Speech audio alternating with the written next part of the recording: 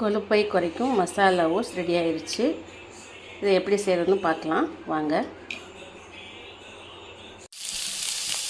Masala oats தான் செய்ய போகிறேன். இந்த மசாலா ஓட்ஸ் செய்கிறதுக்கு ஃபஸ்ட்டு கொஞ்சமாக ஆயிலில் கடுகு ஜீரகம் போட்டு தாளிச்சிட்டு 2 பச்சை மிளகாய் ஒரு 4 சின்ன வெங்காயம் போட்டு வதக்கிட்டு ஒரே ஒரு கேரட் மட்டும் நான் ஆட் பண்ணியிருக்கேன்.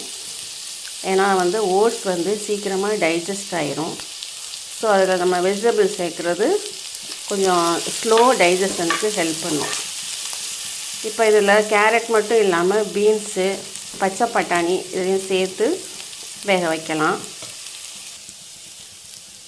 நெக்ஸ்ட்டு கொஞ்சமாக ஒரு 1/2 ஸ்பூன் மிளகாத்தூளும் ஒரு 1/4 ஸ்பூன் மஞ்சள் தூளும் சேர்த்து மிக்ஸ் பண்ணிக்கணும். காய் வெந்ததுக்கப்புறம் ஒரே ஒரு தக்காளி பழத்தை கட் பண்ணி போட்டு நல்லா வேக வைக்கணும். நான் யூஸ் பண்ணியிருக்கிற ஓட்ஸ் இது 3 மினிட்ஸில் குக் ஆகிற ஓட்ஸ் தான் வாங்கிட்டேன். ஆனால் அது ஸ்டீல் கட் ஓட்ஸ் தான் வாங்கணும். லாஸ்ட் டைம் நான் தான் வாங்கியிருந்தேன்.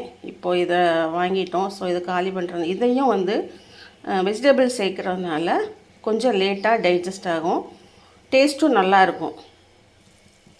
இப்போது வெஜிடபிள்ஸ் எல்லாம் நல்லா குக் ஆகிற வரைக்கும் வெயிட் பண்ணணும். இப்போ காய் நல்லா வெந்துருச்சு. இப்போ ஒரு தக்காளி பழத்தை நல்லா மிக்சியில் அடித்து நான் அதை சேர்த்து மிக்ஸ் பண்ணிக்கிறணும். நெக்ஸ்ட்டு 1 கப் ஓட்ஸை ஒரு டம்ளர் தண்ணியில் நான் வேக வச்சு தனியாக வச்சுருக்கிறேன். வேக வச்ச ஓட்ஸை காய்கறியோடு நல்லா மிக்ஸ் பண்ணிக்கிறணும். மிக்ஸ் பண்ணி ஒரு 2 மினிட்ஸ் வெயிட் பண்ணால் நல்லா மிக்ஸ் ஆகிரும். இது கொஞ்சம் லிக்விட் மாதிரி தான் இருக்கும். உங்களுக்கு கொஞ்சம் திக்காக வேணும்னா ஓட்ஸ் வேக வைக்கும்போது இந்த தண்ணி அளவை குறைச்சிக்கோங்க. இது கொஞ்சம் கஞ்சி மாதிரி இல்லாமல் ரொம்ப திக்காகவும் இல்லாமல் சாப்பிட்றதுக்கு நல்லாயிருக்கும்.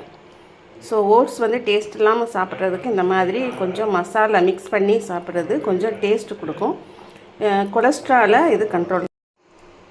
எல்லா வெஜிடபிள்ஸும் நல்லா வெந்ததுக்கப்புறம் கொஞ்சமாக தேவையான அளவு சால்ட் கொஞ்சமாக தான் நான் சேர்த்துருக்கேன். உங்களுக்கு தேவையான அளவு சேர்த்துக்கோங்க.